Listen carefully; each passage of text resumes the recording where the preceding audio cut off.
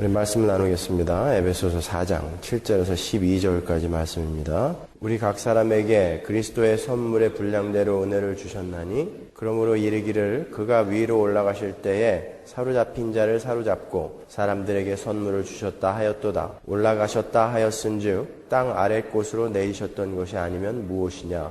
내리셨던 그가 곧 모든 하늘 위에 오르신 자니 이는 만물을 충만케 하려 하심이니라. 그가 혹은 사도로 혹은 선지자로 혹은 복음 전하는 자로 혹은 목사와 교사로 주셨으니 이는 성도를 온전케 하며 봉사의 일을 하게 하며 그리스도의 몸을 세우려 하심이라. 아멘.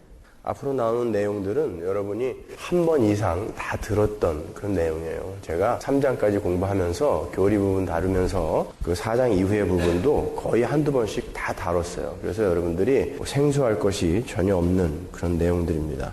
우리 지난 시간에 6절까지 공부를 했죠. 그러므로 주 안에서 같이 내가 너희를 권하노니 너희가 부르심을 입은 부름에 합당하게 행하라. 그리고 모든 겸손과 온유로 하고 오래 참음으로 사랑 가운데서 용납하라. 그리고 평안에 매는 줄로 성령이 하나 되게 하신 것을 힘써 지켜라. 그리고 7가지가 나오죠. 몸이 하나고 성령이 하나고 부르심이 하나고 소망이 하나고 또 주도 하나고 믿음도 하나고 세례도 하나고 하나님도 하나다. 그리고 그분이 만유의 아버지시고 만유 위에 계시고 만유를 통일하시고 만유 개인 가운데 계시도다. 그러므로 하나님께서 통일시켜 놓으신 그 하나됨을 너희들은 힘써 지켜라. 그러한 권면이 1절부터 6절까지의 내용이죠. 근데 많은 분들이 이 하나됨을 지킨다라는 구절의 의미를 잘 이해하지 못하고 계신 것 같아요. 이미 성령께서 하나로 만들어 놓으셨다고 하면서 뭘 또 하나 되게 함을 지켜라라고 이야기하는가. 예를 들어서 갑돌이와 갑순이가 너무너무 사랑해서 이제 결혼을 했어요. 결혼해가지고 철수, 영희, 순이 이렇게 세 아이를 낳았어요.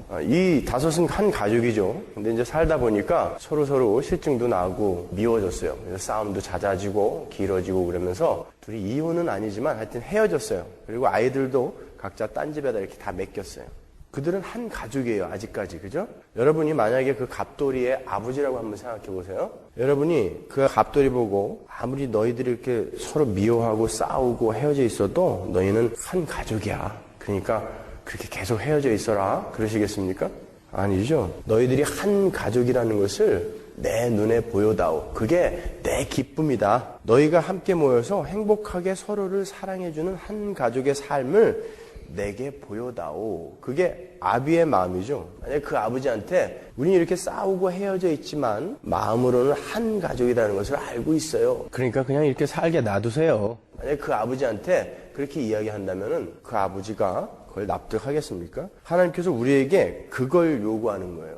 우리는 누가 뭐래도 하나예요. 그건 누구도 깨뜨리지 못하는 겁니다. 근데 이 하나인 자식들이 자기들이 하나라는 것을 머리로는 알고 있는데 실제로는 서로 물어뜯고 싸우고 시기하고 다투고 그러는 거예요. 그러니까 하나님께서 하나됨이라는 것이 어떤 것인지 너희들은 가시적으로 이 땅에서 좀 보여봐라. 그거예요. 그리고 너희들이 그런 삶을 살면서 한번 너희들이 하나가 뭔지를 한번 확인해봐라. 그런 의미에서 하나가 되라는 거예요. 그래서 하나가 되어라가 아니고 하나 되게 하신 것을 힘써 지켜라 라고 그렇게 표현을 하는 거예요.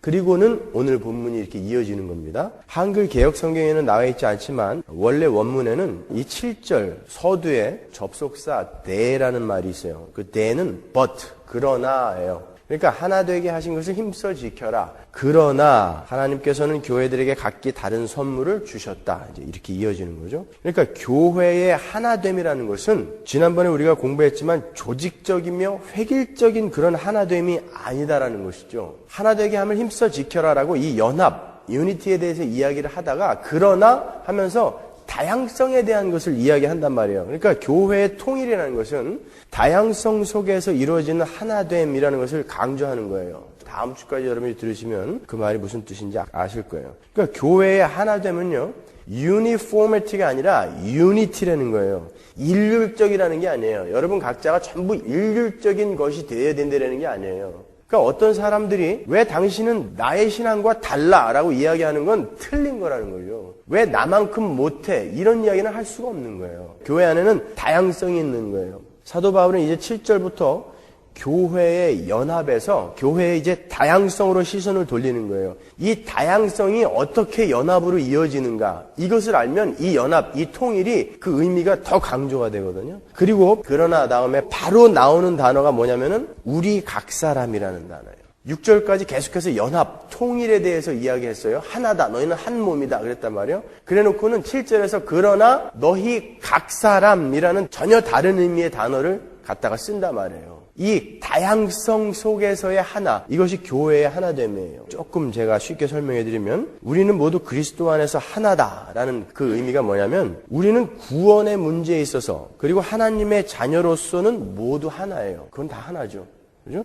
사도 바울이 받은 구원이나 제가 받은 구원이나 같은 거예요. 사도 바울이 하는 회심이나 제가 하는 회심이나 다 같은 거죠. 그런 의미에서 하나인 거예요. 어떤 대가족을 한번 생각해 보세요. 제가 우리 아이하고 Cheaper by Dozen이라는 영화를 월요일날 봤는데 거기에 보면 12명의 아이가 나와요. 12명의 각기 다른 키가 크고 작고 여자, 남자, 성별, 특기 다 다른 12명의 아이들이 나오는데 그 12명의 아이들과 부모가 아주 지지고 볶고 사는 그런 내용인데 그 아이들이 이 부모의 자식이라는 것에서는 하나란 말이에요. 하나. 그러나 그 각자의 개성과 모양, 생김새는 다 달라요. 우리 교회는 그렇게 하나인 거예요. 우리는 이 땅에서 그렇게 서로가 각자의 자리에서 각자 완전한 독립체이면서 각자의 자리에서 최선을 다해서 자기의 삶을 살아낼 때 우리는 교회로서의 모습을 비로소 나타낼 수 있는 거예요. 마치 독수리 의용제가 각자 비행기를 타고 있다가 하나로 모여있을 때 진짜 독수리가 되는 것처럼 잘 모르시나요? 독수리 의용제? 뭘 예로 들어야 되나 그럼? 고린도전서 12장 4절을 한번 보세요. 은사는 여러 가지나 성령은 같고 직임은 여러 가지나 주는 같으며. 자, 여기서 이야기하는 게 지금 7절에서 이야기하는 바와 똑같은 말이에요. 여러 가지 은사와 직임이 있는데 그 직임들은 한 예수 그리스도 안에서 나온 거라는 거예요. 우리가 똑같은 하나님의 자식이 맞는데 우리 사이에는 부동성과 차이성과 다양성과 변화가 존재하는 거예요. 그 다양성들을 통일하고 있는 것이 바로 예수 그리스도다라는 것을 7절이 보여주고 있는 거예요. 그리고 은사의 면에 있어서도 그렇게 많은 다양한 선물들이 교회 각자에게 이렇게 주어져 있는데 그 선물들, 은사들은 모두 한 분 예수 그리스도에 의해서 어떤 목적에 의해서 여러분에게 이렇게 나누어 준 거라는 거죠. 지식, 돈, 명예, 봉사의 은사, 가르치는 은사, 뭐 이런 것들을 각자 다른 걸 여러분에게 다 주셨어요. 은사가 없는 사람은 한 사람도 없어요. 전부 주셨는데 그게 예수 그리스도라는 한 분에 의해서 어떠한 한 가지 목적을 향해서 우리에게 이렇게 나눠준 거예요. 그게 다 이렇게 연합되어졌을 때에 그게 예수예요. 그리고 그걸 교회라고 하는 거예요. 여러분이 각자가 가지고 있는 은사를 각자의 자리에서 최선을 다해서 발휘를 하는 그게 연합된 것이 예수라고요. 그리고 그게 교회라는 거예요. 오늘 본문에서는 은사를 예수 그리스도가 주시는 은사라고 표현하고 있지만 다른 많은 곳에서는 성령의 은사라고 표현을 하고 있죠. 그거는 같은 말이에요. 은사는 예수 그리스도께서 성령을 통해 주시는 것이기 때문에 그렇게 표현하는 거예요. 성령의 은사, 예수님의 은사 같은 말이에요. 그러니까 7절은 교회는 그 통일을 어떻게 가시적으로 보여줄 수 있느냐 하면 그 다양성인 각자의 은사에 의해서 보여줄 수 있다는 것을 미리 복선으로 깔고 있는 거예요. 그러니까 각자의 은사를 잘 발휘함으로 해서 교회는 비로소 어떤 목적을 향해서 제대로 갈 수 있게 된다는 것을 미리 지금 이제 복선으로 까는 거예요. 7절에서. 그리고 그 7절이 어디로 이어지는 거냐면 11절로 이어지는 거예요. 8절에서 10절까지는 NIV나 킹 제임스 버전이나 헬라어 원어 성경을 봐도 괄호로 이렇게 묶여 있어요. 한글 성경에만 괄호가 풀려 있는데 7절하고 11절을 연결해서 한번 읽어보세요. 우리 각 사람에게 그리스도의 선물의 분량대로 은혜를 주셨나니 그가 혹은 사도로 혹은 선지자로 혹은 복음 전환자로 혹은 목사와 교사로 주셨으니. 자, 정확하게 이어지는 거예요. 이 부분은 제가 다음 주에 공부할 거예요. 그러면 8절과 9절과 10절은 무엇인가? 거기에 대해서 오늘 공부할 거란 말이죠. 이 8절에서부터 10절까지는 예수 그리스도께서 어떻게 교회의 머리가 되시며 모든 은사를 나누어 주시는 분이 예수라고 하는데 어떻게 그분이 모든 은사를 나누어 주시는 분이 되는 것인가? 그리고 어떻게 하나님의 아들이 이런 일을 할 수 있는 특별한 지위에 있게 되었는가에 대한 대답을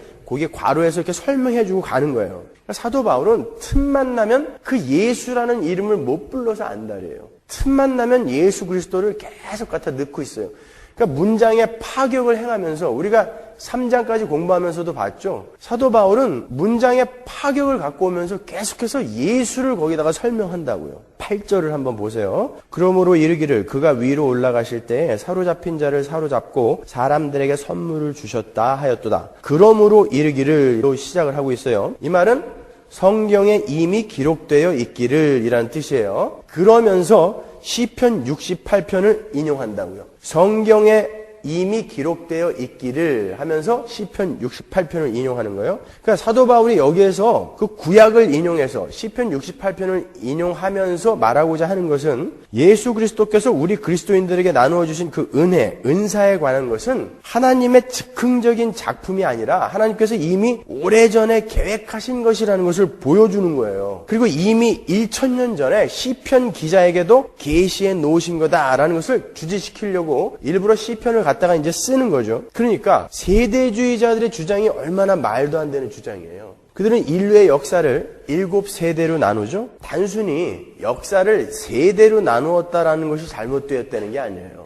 루이스 벌콥 같은 그러한 개혁주의의 대신학자도 세대를 인정한다고요. 그리고 이레니우스나 클레멘트나 어거스틴 같은 분들도 세대의 존재를 인정하시는 분이에요. 저도 마찬가지예요. 세대의 존재를 인정한다고요. 하나님께서는 전 인류의 역사를 통해서 은혜로 인간들을 구원해 내시지만 그 세대마다 아브라함 시대에는 한 가족이, 모세 시대에는 한 민족이, 다윗 시대에는 한 국가가 이렇게 구원이 되어지는 모습으로 다르게 표현이 된다라는 것이죠. 그건 인정한다는 거죠. 그런데 세대주의의 문제는 그 세대마다 하나님의 경륜이, 그 구원의 방법이 다르다라고 주장하는 거예요. 그러니까 모세 시대에는 하나님이 인간을 구원하는 방법이 율법이었다라는 것이죠. 그때는 율법을 지켜야 구원을 받았던 것이고, 은혜 시대 때, 교회 시대 때는 은혜로 구원을 받게 되는 것이다. 이렇게 각 세대마다 하나님이 구원의 방법을 달리 하셨다라고 설명하는 거예요. 그러니까 과정신학하고 굉장히 일맥상통하는 바가 있는 거죠. 잘못 오해하게 되면, 이 세대주의를 잘못 오해하게 되면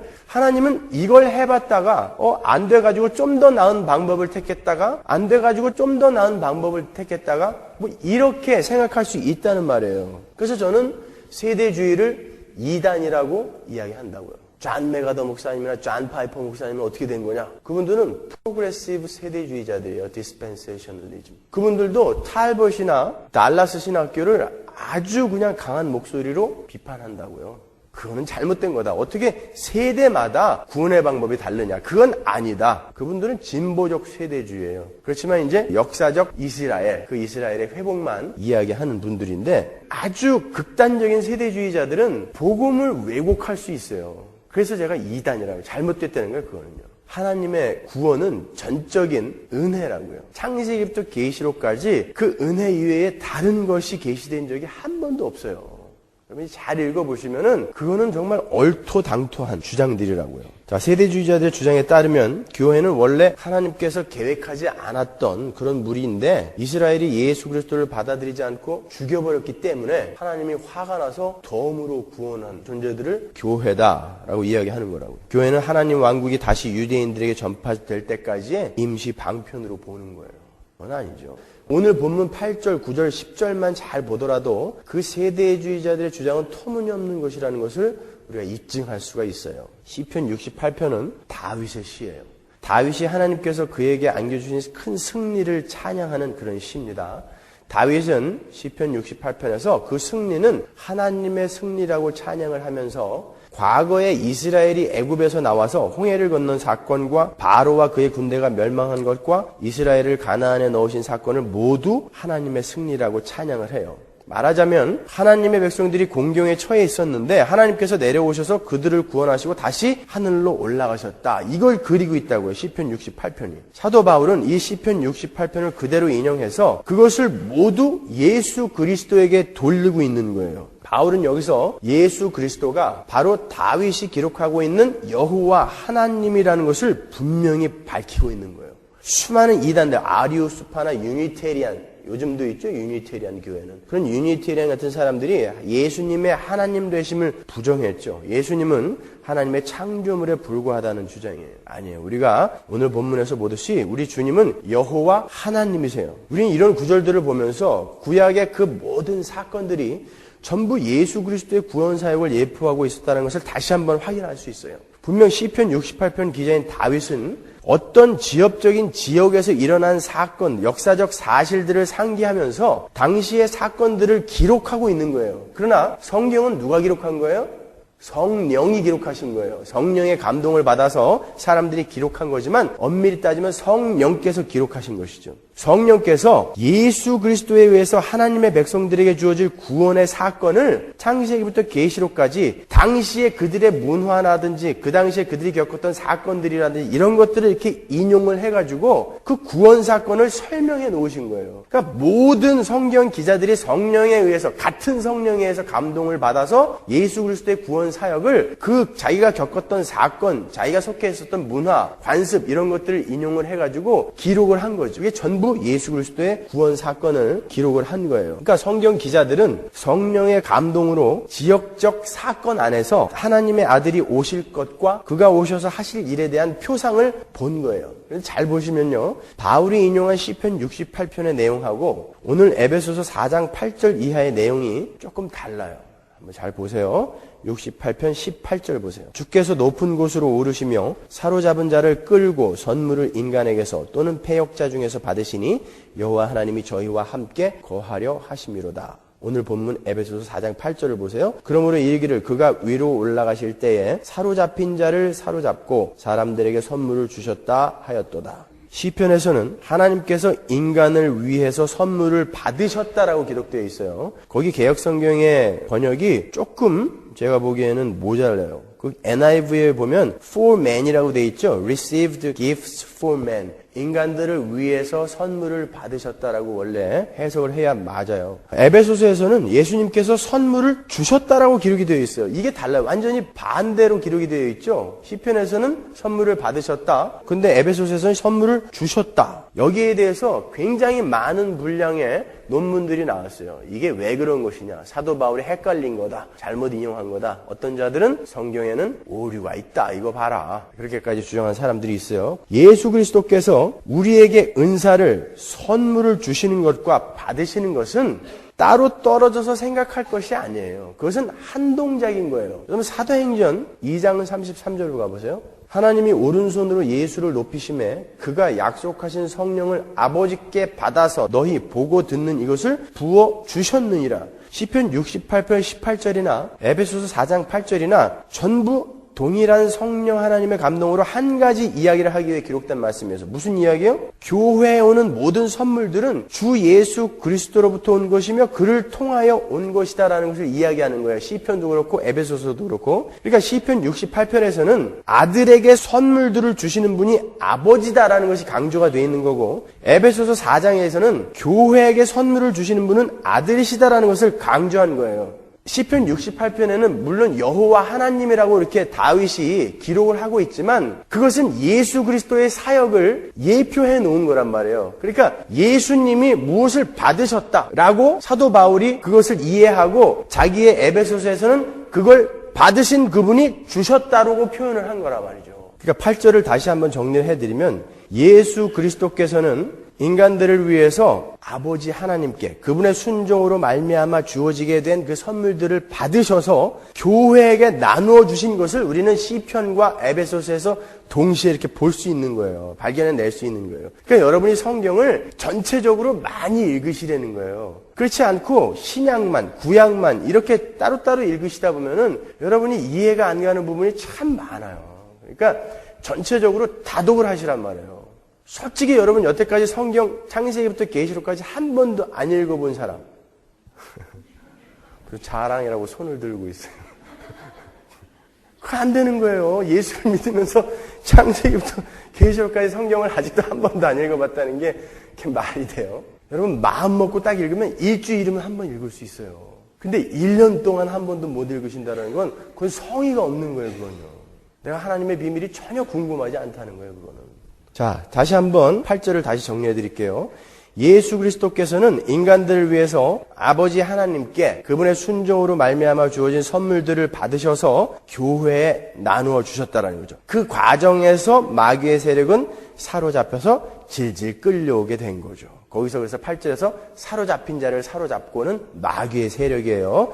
이걸 가지고 또 어떤 학자들이 이거는 구약시대에 죽었던 마귀에게 지금 사로잡혀 있는 지옥에 가 있는 그런 사람들을 끌고 오시는 것이다. 뭐 이렇게 주장하기도 하는데 그건 터무니없는 얘기죠. 그 복음, 은혜의 복음의 내용이 창세기부터 계시록까지 계속 이렇게 점층적으로 점진적으로 반복되며 기록이 되어 있는 것이지 하나님이 모세 시대에 이렇게 해봤다가 잘못돼가지고 다시 은혜 시대에 또 이렇게 잘못했다가 뭐 족장 시대엔 또 어떻게 했다가 이런 게 아니란 말이에요. 똑같은 이야기를 일관성 있게 반복하고 있는 게 성경이에요. 그러니까 세대주의자들의 주장은 터무니없는 거죠. 8절을 한번 읽어볼게요. 다시. 그러므로 이르기를 그가 위로 올라가실 때에 사로잡힌 자를 사로잡고 사람들에게 선물을 주셨다 하였도다. 자, 이제 8절이 이해가 가셨죠?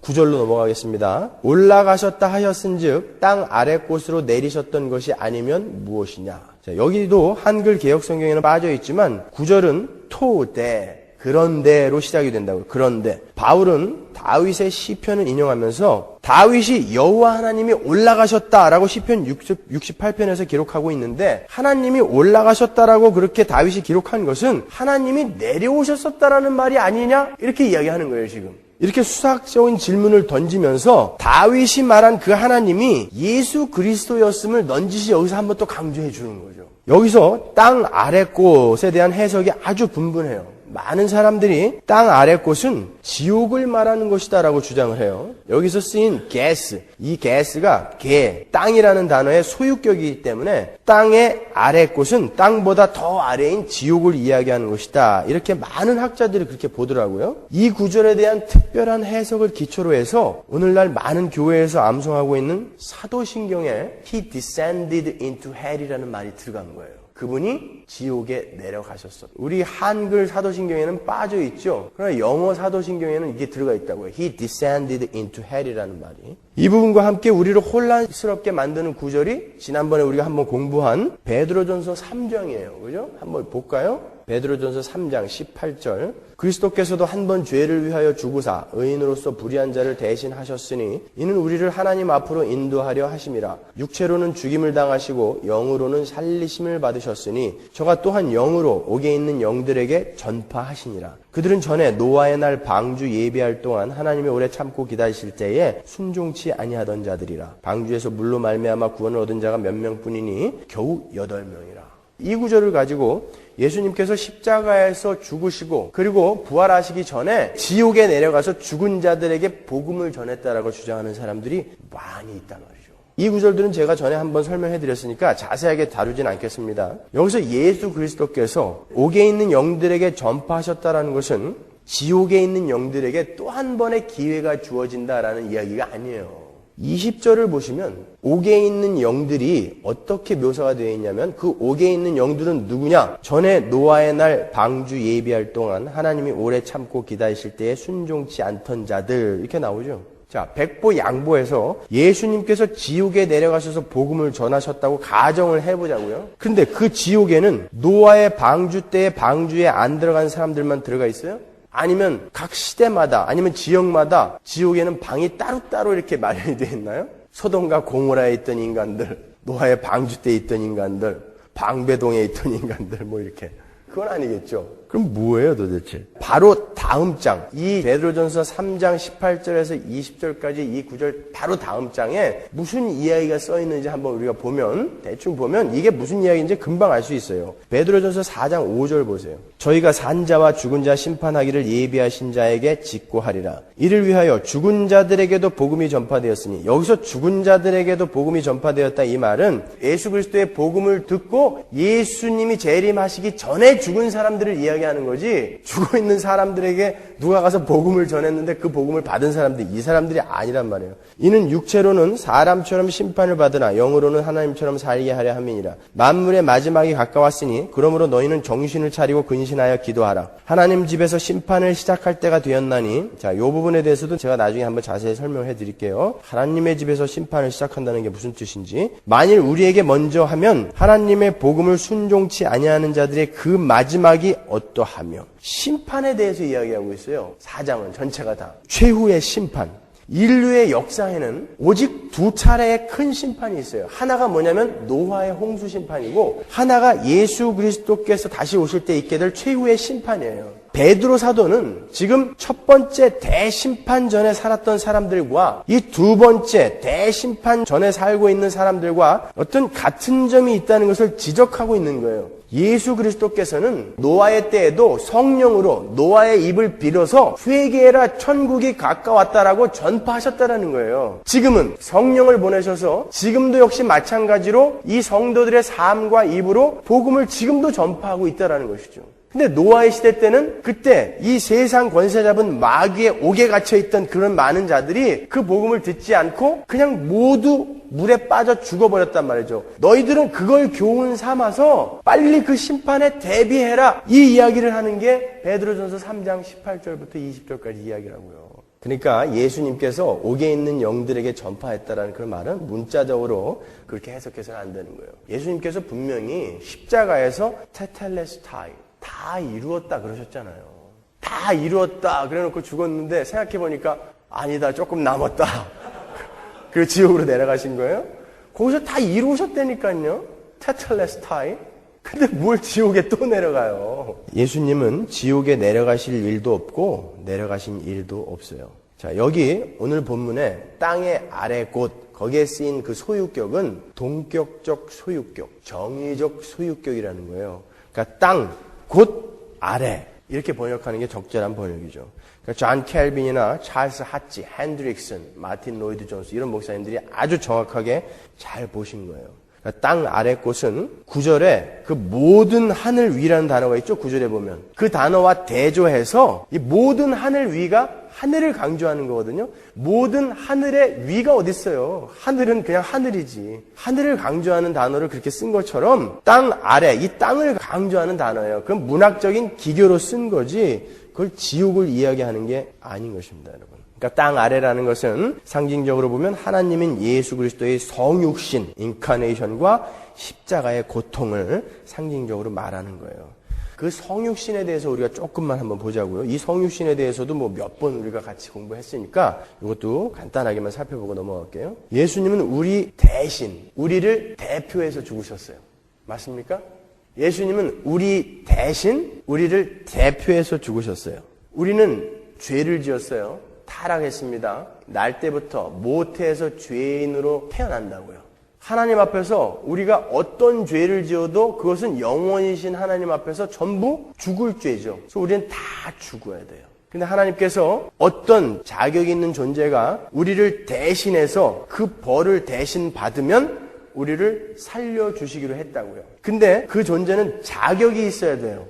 아무 죄가 없어야 되고 모든 하나님의 백성들의 모든 죄를 전부 짊어지고 가셔야 돼요. 혼자. 그렇기 때문에 그분은 그 영원에 해당하는, 하나님 앞에서 영원에 해당하는 짐을 져야 되기 때문에 그분은 영원하신 분이어야만 하는 거죠. 그래서 어떤 존재가 우리를 대신해서 죽기 위해선 그분은 하나님이셔야 돼요. 근데 그분은 우리를 대신해서 죽기 위해선 우리를 대표해야 돼요. 그죠? 우리를 대표한다는 것은 그런 거예요. 고려시대에 보인제도라는 게 있었어요. 그게 뭐냐면은 전쟁이 일어나면 군졸들을 이렇게 징집을 했다고요. 그때 피치 못할 사정이 있는 사람은 많은 곡식을 어떤 사람에게 주고 그 사람을 대신 내보낼 수 있었어요. 그게 보인이에요. 대표해서 네가 얘를 대표해서 나가라. 그때 많은 곡식을 주고 개를 내보내면 돼요? 원숭이가 나가면 됩니까? 사람이 나가야 돼요. 그처럼 죽어야 할 죄인들인 우리를 대표하는 분은 똑같은 우리여야 되는 거예요. 그래서 그분은 완벽한 사람이어야 되는 거예요. 그러니까 이레니우스라든지 뭐 도케티즘을 주장하던 그런 사람들은 정말 터무니없는 사람들이에요. 어떻게 그 하나님이신 그분이 인간으로 오실 수 있어?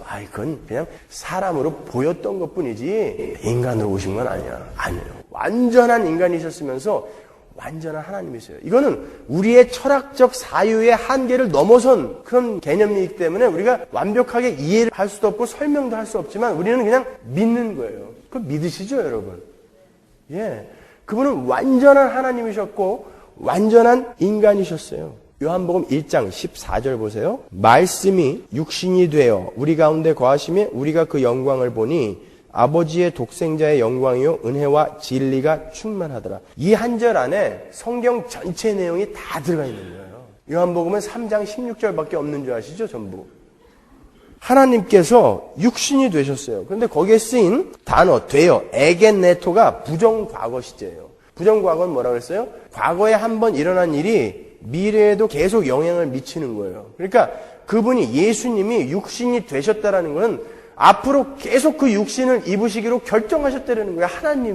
하나님이신 그분이 이런 육신 안에 자기를 가두시기로 결정을 하셨다는 거예요. 근데 사람들 눈에 비친 그분의 모습은 인카네이션 하셔가지고 성육신 하셔서 이 땅에 내려오셨는데 사람들 눈에 비친 그분의 모습은 아주 비천한 목수의 모습이었어요. 그래서 사람들이 그분을 알아보지 못했어요. 타락한 이 세상은 힘을 추구하는 세상이기 때문에 힘이 없고 연약한 예수 그리스도를 알아보지 못한 거예요. 그런 존재가 메시아일 수 없다. 그런 존재가 하나님일 수 없다. 그런데 그 중에 우리가 그 영광을 보니 그러죠. 우리라는 존재, 하나님의 백성, 교회예요. 그 존재만이 그 연약함을 보면서 그게 하나님의 영광이구나라는 것을 알아봤다는 거예요. 교회만, 오직 교회만. 다른 존재들은 힘을 추구하는 자들은 그게 메시아인지 그게 하나님인지 절대 알아볼 수 없는데 우리 성령에 의해서 눈이 띄고 귀가 열린 사람들만 이게 영광이구나 하나님의 영광이구나 라는 것을 알아봤다는 거예요. 그 정도로 약한 모습으로 오신 거예요.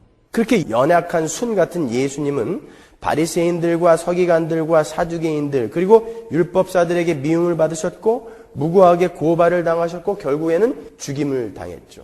마귀는 예수님을 그렇게 죽이면 끝나는 것으로 알았어요. 그런데 예수 그리스도의 그 죽음은 사망과 무덤을 정복하시는 부활로 이어졌죠. 그래서 우리는 예수 그리스도로부터 커다란 선물을 받게 된 거예요. 예수님은 그렇게 우리에게 선물을 나눠주시기 위해서 이 땅에 아래 곧 연한 순 같은 모습으로 땅 아래로 내려오셨다라는 것을 사도 바울이 8절에서 10절까지 이렇게 딱 복음을 한번 또 설명해 주는 거예요. 거기서. 여러분 기나긴 침묵이라는 책을 혹시 보셨습니까? 그 책은 예수님이 재림하시고 이제 최후의 심판을 하실 때 이를 가상으로 그려놓은 책이에요. 거기에는 이 땅을 살다가 수많은 사람들이 다 모여 있었어요. 그리고 그 수많은 사람들이 심판을 하시는 예수님에게 항의하는 장면이 나와요. 우주의 역사를 살다간 모든 인간이 바다가 사망이 죽음이 무덤이 전부 다 토해내가지고 그들이 전부 일어나서 예수님 옆에 딱 선 거예요. 근데 예수님이 이렇게 앉아 계시고 심판을 하려고 하니까 그놈들이 전부 일어나서 당신이 무슨 권리로 우리를 심판하느냐 하고 들고 일어난 거예요. 어떤 여인이 팔을 걷고 딱 예수님 앞에 서요. 그 여인의 팔에는 아우슈비츠 수용소에서 자기가 가스실에 갇혀서 죽을 때까지 자기 팔에다가 갖고 다녔던 그 죄수 번호가 문신으로 새겨져 있었어요. 예수님에게 착 보여주면서 당신이 우리 유태인들이 겪은 그 고통이 어떤 것인지 알기나 하는가? 이렇게 따졌어요. 그 엘리 위젤이 쓴 밤과 새벽, 요새는 밤, 새벽, 낮이라고 다시 번역이 됐더라고요. 밤과 새벽이라는 책 보면 독일 군들이 그 수용소 안에서 아이들을 죽일 때 아이들은 교수용을 해서 죽였대요. 그 교수대에다가 아이 목을 딱 감아놓고 매달아 놓고 지나가는 모든 포로들에게 그걸 보게 만들었다는 거예요. 안 보면 죽이는 거죠. 그러니까 아이가 몸무게가 약하니까 그 교수대에서 딱 묶어놔도 오래오래 안 죽고 버티는 거예요. 버둥거리기만 하고. 그때 그 모습을 보면서 유대인들이 그랬대요. 우리의 여호와 하나님은 어디 있는가? 그때 한 사람이 뒤에서 저 아이와 함께 교수대에 목매달아 있다. 하나님은 죽었다 그런 거예요. 하나님이 있으면 어떻게 우리를 이렇게 놔둘 수가 있냐? 아우슈비츠 수용소에서 항상 하루에 10,000명씩 죽였대요. 가스실에서. 이 엘리 위젤도 매일같이 가스실로 끌려갔대요. 근데 운 좋게도 매번 그 앞에서 줄이 끊긴 거예요. 딱 줄을 끊으면 항상 그 뒤에 100명 안에 자기가 들어있었대요. 그러니까 매일 죽음 앞에서 그 사람은 돌아서고 그런 거예요. 그러면서 자기가 하나 결심한 게 뭐냐면 하나님은 죽었다예요. 하나님이 있다 하더라도 적어도 이 수용소 안에서 나는 하나님보다 강하다예요. 당신이 살아있다면 우리를 어떻게 이렇게 놔둘 수 있느냐. 그러한 인간들의 심정을 이 책에다가 잘 묘사를 해놓은 거죠. 우리가 고통당할 때 당신은 하늘의 소파에 앉아가지고 휴식 취하고 있지 않았느냐. 우리의 고통을 알기나 하냐? 그런데 우리 보고 죄 지었다고 심판한다고? 그 고통 속에서 죄를 안 지을 사람이 어딨어? 이렇게 따진 거죠. 한 흑인 소녀가 또 나와요. 온몸에 화상을 입었어요. 미국의 그 노예 제도가 있을 때 주인으로부터 인두로 온몸을 지짐을 당해가지고 온몸에 화상 투성이인 소녀가 나와서 내가 노예로 있을 때 우리 주인이 나를 인두로 지질 때 내가 당한 고통을 당신은 아느냐 말이죠. 따졌다고요. 히로시마에서 원자 폭탄이 떨어졌을 때 거기에서 무고하게 죽은 어떤 사람이 또 일어났어요. 나는 멀쩡히 낮잠 자다가 죽었다. 당신이 이 억울한 내 심정을 아는가? 그래서 그 사람들이 모여서 전부 들고 일어나서 예수님을 고발하는 거예요. 당신이 우리를 심판할 권리를 갖기 위해선 당신이 우리가 겪은 것을 그대로 겪어봐야 된다. 그래서 이제 대표자들을 뽑았어요. 고발자들을. 유태인 1명, 홀로코스트로 죽은 유태인, 그 흑인 노예로 죽은 사람, 히로시마에서 원폭으로 죽은 사람, 억울하게 죽은 사람, 이런 사람들을 뽑아가지고 정했어요. 어떻게 저 예수를 땅으로 보내서 인간으로 살게 해서 어떻게 우리가 겪은 그 극악한 고통을 다 겪게 할 것인가. 먼저 그 나치 홀로코스트에서 죽음을 당한 사람이 외쳤습니다. 그를 유태인으로 태어나게 하자. 그랬어요. 그리고 그의 출생의 합법성을 의심받게 하자. 그랬어요. 그리고 그에게 아주 무거운 짐을 맡겨서 그의 가족들로부터 그가 미쳤다는 말을 듣게 하자. 그리고 친한 친구에게 배신을 당하게 하자. 그리고는 잘못된 재판관과 잘못된 배심원들에게 편결을 받고 억울하게 죽게 만들자. 그리고 혼자라는 것이 얼마나 외롭다는 것을 깨닫게 해주자. 그리고 처참하게 고통스럽게 결국에는 죽게 만들자. 한 사람씩 일어나서 발표를 했어요. 마지막에 그를 처참하게 고통 속에서 죽게 하자라고 마지막 고발자가 이야기를 하자마자 무거운 침묵이 흘렀다는 것이죠. 다 이야기해놓고 보니까 그분이 이미 내려가서 전부 겪으셨다는 거예요. 그러니까 거기에 모인 수많은 사람들이 할 말이 없는 거죠. 하나님이신 그분이 우리가 겪은 수만 배의 수억 배의 고통을 이 땅에 내려오셔서 인간으로 다 겪고 올라가셨구나. 그래서 그분은 우리를 심판할 자격이 있으신 분이구나 라고 인정을 했다는 거예요. 그게 땅 아래 곳으로 내려오신 예수님이에요. 우리에게 선물을 주시기 위해서, 생명을 주시기 위해서, 우리를 구원하시기 위해서 그분은 자원하셔서 이 지옥을 경험하고 가신 거예요. 그분이 십자가에서 죽으실 때 내가 목마르다. 그렇죠? 지옥을 상징하는 거예요. 부자와 나사로의 이야기에서 그 부자가 뭐라고 그래요? 지옥에서 내가 목마릅니다. 나사로의 손에 물 한 방울만 찍어서 나에게 갖다 주세요. 그러죠? 그리고 3시간 동안 암흑이 임하죠. 지옥이란 말이에요. 하나님이신 그분이 우리 대신 그 지옥을 전부 체험하시고 올라가신 거예요. 그리고 그 영원하신 하나님이 그걸 다 겪어내셨기 때문에 영원히 벌받아야 할 우리가 살아난 거예요. 그래서 우리에게 선물이 주어진 거예요. 여러분, Man on Fire라는 영화 보셨어요? 꼭 보셔야 되는 건데 그런 거. 저 우리 승호가 지난번에 하나 갖다 줘가지고 봤거든요. 그 댄젤 워싱턴이 나오는 영화인데 그 댄젤 워싱턴이 전직 CIA 암살 요원이에요. 그래갖고 수많은 사람들을 전 세계를 돌아다니면서 죽였어요. 근데 그게 이게 기억에 남아가지고 은퇴를 하고도 너무너무나 암울하게 사는 거예요. 그래서 결국에는 알코올 중독자가 돼요. 괴로운 거죠. 그러다가 친구의 소개로 멕시코 시티에 있는 어떤 부자의 딸내미 경호원으로 들어가요. 이 사람은 애도 별로 안 좋아해요. 근데 그 9살짜리 그 소녀하고 정이 든다고요. 그래서 아주 행복하게 이제 잃었던 웃음도 찾고 이렇게 막 살고 있는데 이 댄젤 워싱턴한테 위기가 닥치는 거예요. 어떤 놈들이 이 댄젤 워싱턴이 보는 앞에서 총격을 가해가지고 댄젤 워싱턴에게 총상을 입히고 이 아이를 납치해 가버렸어요. 댄젤 워싱턴이 거의 죽다가 살아나죠. 그래서 딱 일어나자마자 피타가 어떻게 됐냐? 그러니까 그놈들이 데려다 죽였다. 그래요. 그러니까 이 사람이 너무너무나 이게 화가 난 거예요. 그래서 그 분을 어떻게 푸냐면 그놈들을 하나하나 찾아가가지고 아주 잔인한 방법으로 다 죽여버려요. 그러던 중에 이 피타가 죽지 않고 살아있다는 것을 알게 되죠. 그쪽 범죄 조직에서 이 아이를 보내줄 테니까 대신에 네가 와서 죽어라 그래요. 이 사람은 이 아이를 너무너무 사랑해요. 그리고 너무너무 살리고 싶은 거예요. 자기가 그렇게 오랫동안 알지 못했던 삶의 의미, 웃음, 행복 이런 것을 비로소 알게 해준 아이이기 때문에 이 아이를 자기의 목숨을 바쳐서 구해내고자 결심한다고요. 그리고 가요. 근데 피터가 진짜 살아서 저기 묶여 있어요. 셋 하면은 교환하자. 아이가 막 달려오죠. 이 사람도 가요. 가면 죽는 거예요, 이제. 얘를 대신해서 자기가 죽는 거예요. 다리 위에서 그 아이를 꼭 껴안아줘요. 아저씨 어디 가냐고 그 아이가 물어보니까 나 집에 간다. 그리고는 아무 말도 안 하고 영화는 끝났지만 그 덴젤 워싱턴은 가서 죽은 거죠. 그때 이 덴젤 워싱턴이 그 아이를 꼭 안아주면서 무슨 생각을 했을까요? 한번 생각해 보세요. 내가 지금 누구를 대신해서 죽으러 가고 있어요. 마지막 그 아이를 다리 위에서 딱 품에 안고 뭔 생각을 했을 거 아니에요. 무슨 생각했을까요? 난 너를 사랑한다. 그래서 내가 너를 위해서 대신 죽는 거야. 그러니까 너는 앞으로도 그냥 네 맘대로 살아. 버르장머리 없고 싸가지 없이 그냥 그렇게 살아라. 그랬겠어요? 자기가 지금 이 아이를 대신해서 죽으러 가는데 착하고 건강하고 씩씩하게 살아다오. 내가 널 위해 죽으러 간다. 그 아이를 품어 안고 마음속으로 그 생각을 했을 거라고요. 그리고 아마 간절히 기도했을걸요. 예수님이 지금 우리를 대신해서 십자가를 지러 가시고 계세요. 우리의 목숨 대신에 예수님의 목숨이 이제 끊어질 판이에요. 다리 위에서 우리랑 만났다고 생각해 보세요. 예수님이 여러분을 꼭 끌어안고 내가 너를 대신해서 지금 죽으러 간다. 그러면서 무슨 말씀을 하실 것 같습니까, 여러분들에게? 나는 너희들의 죄 때문에 죽으러 가는 거야. 그 죄는 너를 파괴하는 거야. 너의 죄는 내가 다 짊어지고 갈 테니까 이제는 그 죄를 열심히 몰아내고 죄와 피 흘리기까지 잘 싸워내라.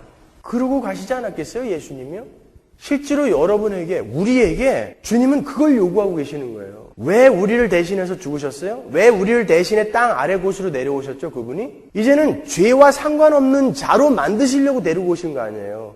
그러니까 내가 이렇게 죽을 테니까 너희는 세상에서 열심히 내가 원하는 대로, 내가 너희들에게 요구하는 대로 그렇게 착하게, 깨끗하게, 순결하게 잘 살아다오. 그러고 간 거예요, 다리 건너서 죽으러. 성경 전편에 걸쳐서 하나님이 우리에게 요구하시는 삶이 이렇게 구구절절히 나와 있잖아요. 덴젤 워싱턴은 그렇게 그냥 죽었지만 우리 예수님은 다시 살아나셨어요. 그리고 언젠가 우리가 살아낸 삶을 가지고 그 예수님을 만나러 가게 될 거라고요. 그때 무슨 낯으로 우리가 그 예수님을 보겠냐 말이죠.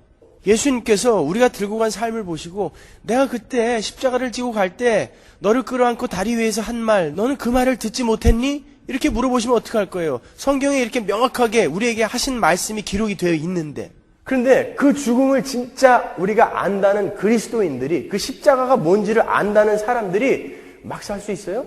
그래서 제가 가짜라는 거예요. 그거는 복음을 모르는 사람이라는 거예요. 예수가 왜 죽었는지, 어떻게 죽었는지, 뭘 우리에게 요구하고 죽었는지를 모르니까 막 사는 거 아닙니까? 생각해 보셨냐고요.